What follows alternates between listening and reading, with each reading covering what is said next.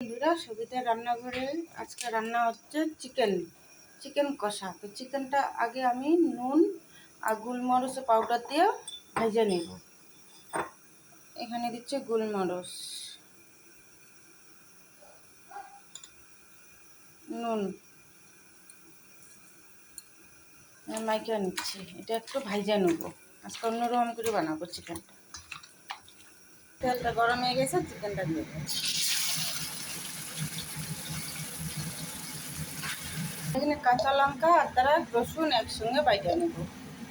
চিকেনটা ভাজা হয়ে গেছে, এখন নামাই নেব।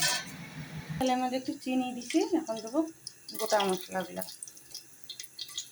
তেজপাতা আর একটু গোটা জিরা, এখন দেবো পেঁয়াজটা।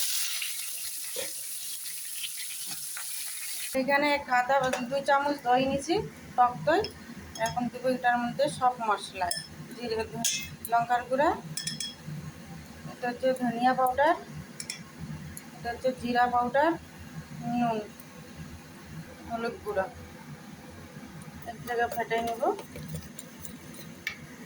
আদা রসুন কাঁচা লঙ্কা পেস্টটা দিয়ে দেবো। দেবো মশলাটা হয়ে গেছে, এখন চিকেনটা দিয়ে দেবো।